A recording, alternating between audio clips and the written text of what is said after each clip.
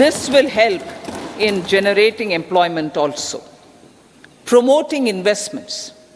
The FDI inflow during 2014 to 23 was $596 billion US dollars, marking a golden era. That is twice the inflow during 2005 to 14.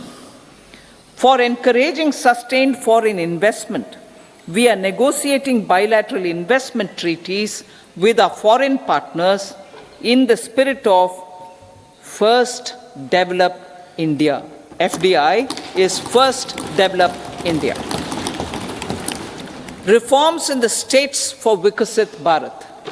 Many growth and development enabling reforms are needed in the states for realizing the vision of Vikasit Bharat. A provision of 75,000 crore rupees as 50-year interest-free loan is proposed this year to support those milestone-linked reforms by the state governments. Societal changes. The government will form a high-powered committee for an extensive consideration of the challenges arising from fast population growth and demographic changes. The committee will be mandated to make recommendations for addressing these challenges comprehensively in relation to the goal of Vikasit Bharat. Amrit Kal as Kartavya Kal. Our government stands committed to strengthening and expanding the economy with high growth and to create conditions for people to realize their aspirations. Honorable Prime Minister, in his Independence Day address to the nation in the 75th year of our Republic, said, and I quote, "We commit ourselves to national development with new inspirations, new consciousness, new resolutions as the country opens up immense possibilities and opportunities. It is our Kartavya Kal." Unquote. Every challenge of the pre-2014 era was overcome through our economic management and our governance. These have placed the country on a resolute path of sustained high growth. This has been possible through right policies, true intentions, and appropriate decisions. In the full budget in July, Honorable Speaker, our government will present a detailed roadmap for our pursuit of Vikasit Bharat.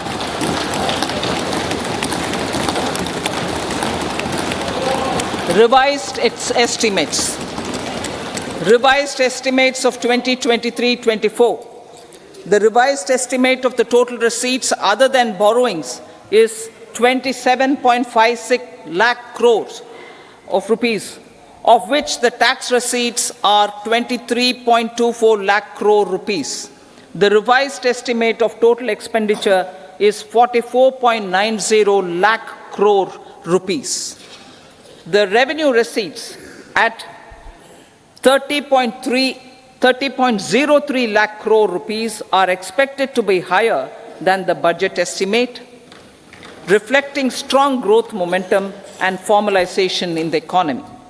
The revised estimate of the fiscal deficit is 5.8% of GDP, improving on the budget estimate, notwithstanding moderation in the nominal growth estimates. Budget estimates for 2024-25. Coming to the year 2024-25, the total receipts other than borrowings and total expenditure are estimated at 30.80 and 47.66 lakh crore rupees respectively. The tax receipts are estimated at 26.02 lakh crore rupees. The scheme of 50-year interest-free loan for capital expenditure to states will be continued this year with an outlay of 1.3 lakh crore rupees. We continue on the path of fiscal consolidation, as announced in my budget speech of 2021-22, to reduce fiscal deficit below 4.5% by 25-26. The fiscal deficit in 2024-25 is estimated to be 5.1% of GDP, adhering to that path. So the gross and net market borrowings through dated securities during 24-25 are estimated at 14.13 lakh crore rupees and 11.75 lakh crore respectively. Both will be less than that in 23-24. Now that the private investments are happening at scale, the lower borrowings by the central government will facilitate larger availability of credit for the private sector. Vote on account. I'll be seeking vote on account approval of the Parliament through the appropriation bill for a part of the financial year 2024-25. I will now move to Part B. Honourable Speaker, sir, over the last 10 years, the direct tax collections have more than trebled and the return filers swelled 2.4 times. I would like to assure the taxpayers that their contributions have been used wisely for the development of the country and welfare of its people. I appreciate the taxpayers for their continued support. The government has reduced and rationalized tax rates. Under the new tax scheme, there is now no tax liability for taxpayers with income up to 7 lakh rupees, up from 2.2 lakh rupees in the financial year 2013-14. The threshold for presumptive taxation for retail businesses was increased from 2 crores to 3 crores. Similarly, the threshold for professionals eligible for presumptive taxation was increased from 50 lakh rupees to 75 lakh rupees. Also, corporate tax rate was decreased from 30% to 22% for existing domestic companies and to 15% for certain new manufacturing companies. Honourable Speaker, sir, in the last 5 years, our focus has been to improve taxpayer services. The age-old jurisdiction-based assessment system was transformed with the introduction of faceless assessment and appeal, thereby imparting greater efficiency, transparency, and accountability. Introduction of updated income tax returns, a new Form 26AS, and pre-filling of tax returns have made filing of tax returns simpler and easier. Average processing time of returns has been reduced from 93 days in the year 2013-14 to a mere 10 days this year, thereby making refunds faster. Indirect taxation. By unifying the highly fragmented indirect tax regime in India, the GST has reduced the compliance burden on trade and industry. The industry has acknowledged the benefits of GST. According to a recent survey conducted by a leading consulting firm, 94% of industry leaders view the transition to GST as largely positive. According to 80% of the respondents, it has led to supply chain optimization, as elimination of tax arbitrage and octroi has resulted in disbanding of checkposts at the state and city boundaries. At the same time, tax base of GST more than doubled, and the average monthly gross GST collection has almost doubled to 1.66 lakh crores this year. States too have benefited.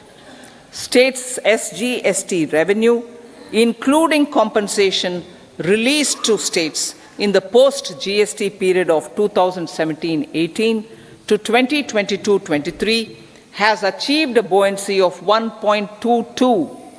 In contrast, the tax buoyancy of state revenues from subsumed taxes in the pre-GST 4-year period of 2012-13 to 2015-16 was a mere 0.72.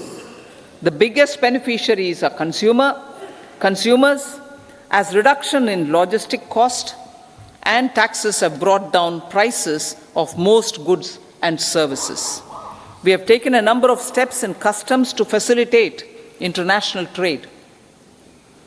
As a result, the import release time declined by 47% to 71 hours at inland container depots, by 28% to 44 hours at air cargo complexes, and by 27% to 85 hours at seaports over the last 4 years since 2019, when the national time release studies were first started. Tax proposals. As for tax proposals, in keeping with the convention, I do not propose to make any changes relating to taxation and propose to retain the same tax rates for direct and indirect taxes, including import duties.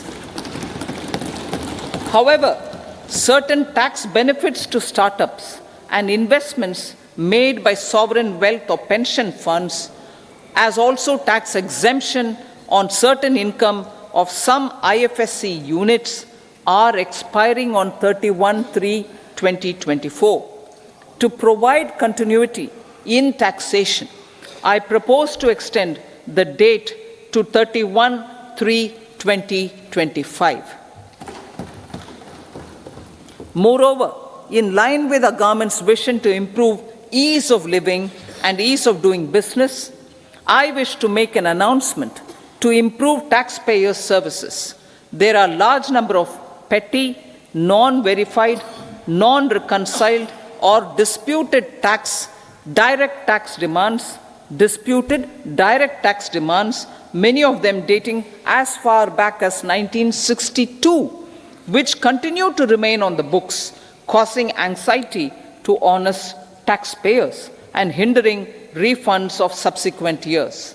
Honorable Speaker, sir, I propose to withdraw such outstanding direct tax demands up to 25,000 rupees pertaining to the period up to financial year 2009-10 and up to 10,000 rupees for financial years 2010-11 to 2014-15. This is expected to benefit about 1 crore taxpayers. 1 crore taxpayers would benefit out of this. Economy then and now.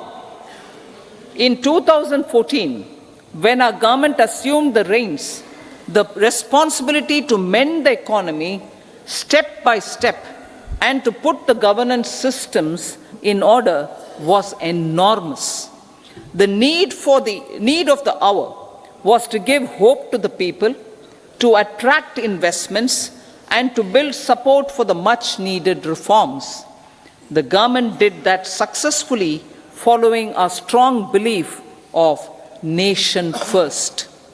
The crisis of those years has been overcome, and the economy has been put firmly on a high, sustainable growth path with all-round development.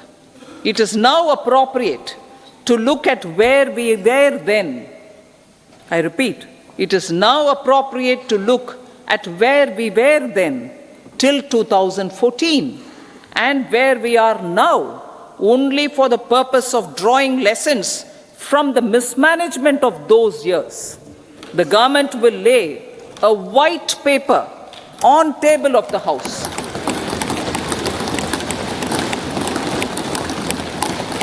The exemplary track record of governance, development and performance, effective delivery and Jan Kalyan has given the government trust, confidence and blessings of the people to realize whatever it takes, the goal of Vikasit Bharat, with good intentions, true dedication and hard work in the coming years and decades.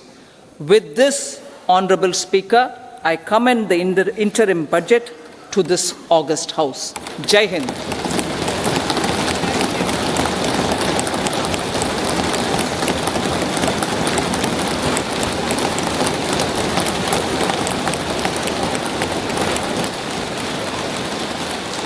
Item number 2 Shrimati Nirmala Sitharaman ji.